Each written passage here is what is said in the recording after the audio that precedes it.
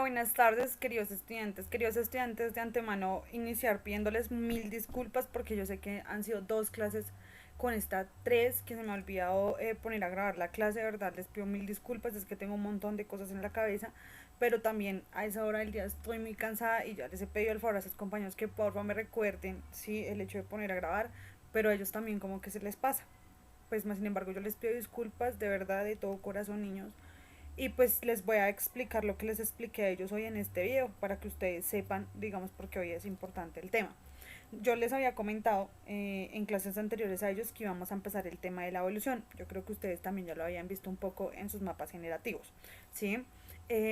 La evolución es un tema un poco controversial por todo, pues la cuestión religiosa que también incluye, sí, pero pues más sin embargo esto es para que usted conozca otra parte de la historia que tiene conocimiento científico y que ha dejado de ser una teoría para pasar a ser un hecho. Entonces, iniciar con las ideas precursoras de la evolución. Básicamente, una idea precursora de la evolución es el fijismo o lo que conocemos como el creacionismo. Aquí vamos a hablar prácticamente de que Dios nos comenta en la parte del Génesis de la Biblia cómo inicia, ¿cierto? La vida como tal. Entonces nos dice que el desarrollo de la vida se da en 7 días, ¿sí? Que en el primer día, pues, se diferencia como el cielo de la tierra y se determina que la luz es paz y que la oscuridad es como tiniebla. En el segundo día se empieza a generar toda la parte terrestre y se diferencia pues de la parte del mar, entonces se diferencia el cielo, la tierra y el mar. En el tercer día se crean las plantas, ¿sí? En el cuarto día, si no estoy mal, se crean algunos animales, sí, algunos animales de el cielo, eh, del agua, sí, se crea el sol y la luna y creo que se diferencia el día de la noche. Luego seguía eso, en el siguiente día, que sería el sexto, se crea el hombre, sí, a la mujer, o en el quinto, perdón, se crean los animales terrestres, en el sexto se crea el hombre y la mujer, y en el séptimo, ya como tal, se hace pues el proceso de descanso porque pues ya todo está creado, ¿sí? Resulta y pasa que una de las, digamos, puntualidades o características de esta teoría es que se cree que y se considera que todas las especies son fijistas, que no cambian en el tiempo, que siempre van a ser iguales, ¿sí? Cosa que en la actualidad sabemos que no es verdad, porque hemos visto cómo a través del tiempo las especies han tenido que evolucionar y adaptarse a los cambios ambientales que presenta el entorno como tal. ¿Sí? Aquí dice que las especies son inmutables, no se van a producir cambios en ellas, los seres vivos son diferentes porque han sido creados diferentes, ¿cierto? Y por tanto pues no va a haber ningún grado de relación entre ninguna especie, es por esto que no nos consideramos junto con ellos como organismos hermanos que hacemos parte del mundo como tal, sino los consideramos como seres aparte, ¿sí? Y también pues aquí pues básicamente nos dicen como no cambiamos, no hay evolución, fuimos creados por alguien, esa persona nos creó a su imagen y semejanza y así seguiremos en el tiempo, somos como la cúspide de la pirámide, ¿sí? Pero nunca hemos partido de un proceso evolutivo. Y Dios nos creó así a su imagen y semejanza y somos perfectos. Entonces, cosa que ahorita se podría obvio argumentar, contraargumentar con muchas cosas y desde muchos puntos de vista, pero pues después haremos un debate muy interesante que tiene que ver un poco con eso. Acá les expliqué las teorías evolucionistas, entonces les expliqué primero qué es la evolución. La evolución se entiende como un conjunto de procesos, cambios que se dan en el tiempo influenciados por la selección natural y por el cambio del ambiente en el que se encuentran los organismos, haciendo que estos organismos logren adaptarse mejor a ese determinado ambiente y junto con ello cambiar su fisiología, ya sea necesario, ¿sí? Que sea la fisiología o su fisionomía, ya que sea necesario cambiar como su aspecto o apariencia física.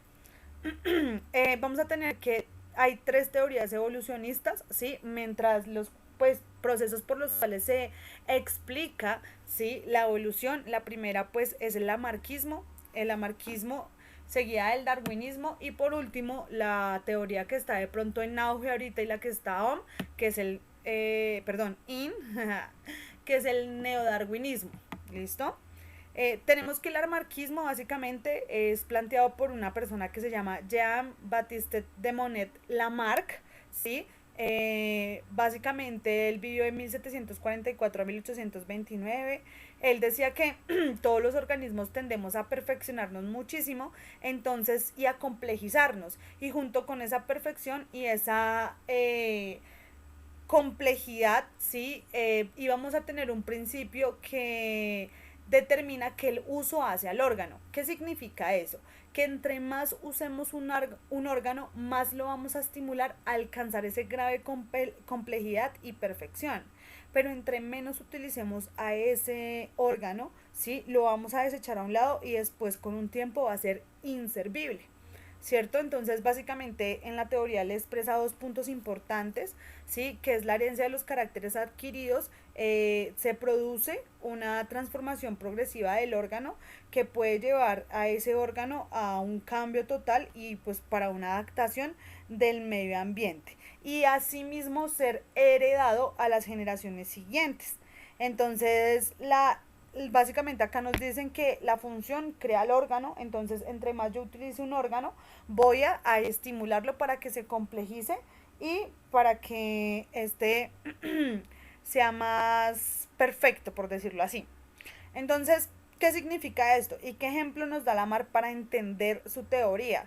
Él decía que en aquella época, sí, existía unas jirafas que tenían el cuello corto. De hecho, una compañera, Lindsay, nos comentaba en clase de que sí existen algunas jirafas que son como mascotas que suelen ser muy pequeñas y que tienen el cuello corto, que sí existen. ¿Sí? Entonces imaginémonos que sí existieron en aquella época estas jirafas que tenían el cuello muy corto. Ellas, como tenían el cuello corto, se alimentaban de la parte baja de las plantas, de los arbustos, ¿sí? Se sabe que en la mayoría de la capa terrestre hay demasiados animales, o sea, hay mucha competencia por el alimento.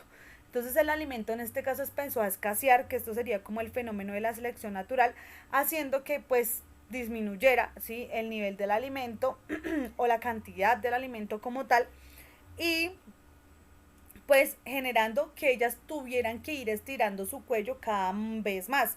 En la segunda imagen ahí mismo, miran, nos están mostrando acá en esta parte de acá, nos están mostrando que las jirafitas han estirado su cuello más, ¿para qué? Para alcanzar las zonas más altas, pero resulta y pasa que aún seguían siendo bajas y mucha presencia de pronto de organismos que sean competencia para alimento, hasta que escaseó esa parte como medio alta, ¿sí? Y ellas tuvieron que alargar totalmente su cuello hasta llegar a las zonas más altas donde no es fácil que lleguen organismos terrestres, sino simplemente los aéreos, entonces hay menos competencia por el recurso y pudieron sobrevivir y de aquí para adelante pues fueron las únicas que se reprodujeron, ¿sí? Y con ello pues fueron los caracteres que se heredaron a sus hijos.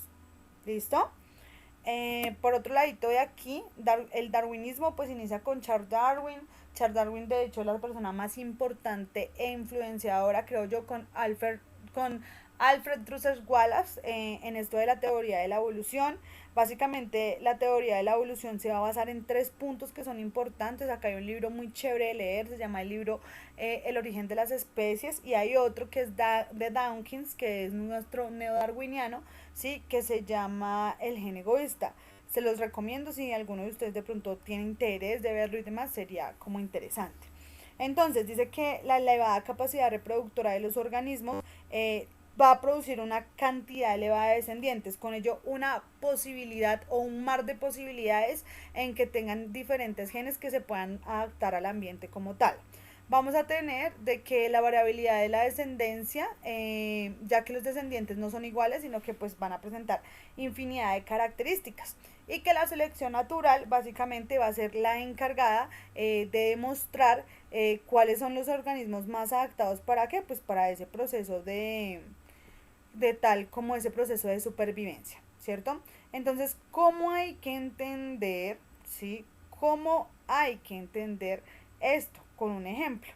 Entonces, básicamente, aquí un ejemplo claro es que Darwin no dice que simplemente existía un tipo digamos, de jirafas, en este caso con el cuello corto, sino que existían tortugas de cuello corto y de cuello largo, ¿cierto?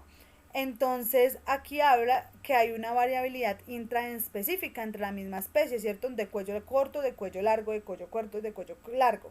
Y hay una lucha por la existencia. ¿Por qué por la existencia? Por el recurso. Entonces, como las altas alcanzaban las zonas altas, ¿sí? Y la comida en las zonas bajas escaseó totalmente, las altas podían alcanzar esa zona, digamos, alta, se alimentaban de allí, ¿sí? Y pues básicamente actúa la selección natural dejando morir o muriendo de hambre los organismos que no tuvieran la capacidad de alcanzar el alimento, digamos, a esas alturas. A eso se le conoce como selección natural y a eso se le conoce como evolución, ¿sí? El que no se adapta a determinado ambiente no sobrevive. ¿Listo? Entonces, eso es lo que nos dijo Darwin. Chicos, básicamente es hacer el taller que está ahí en la plataforma de Classroom. Eso fue lo que les expliqué a sus compañeros hoy en clase. Obvio, pues acá lo hice de una manera más sintética porque no hay la interacción. Sí, les agradecería en el alma que porfa vieran este video, vieran la explicación. Es lo mismo que les expliqué a sus compañeros. Que me disculpen, se los prometo que la próxima clase voy a poner a grabar porque tampoco es que me agrade tanto hacer estos videos, sí, pero entonces chicos no encontré otra solución, de verdad que mil disculpas, un abrazo a todos ustedes, muchas gracias por su comprensión y pues de verdad que en la próxima clase les grabaré su video, bye.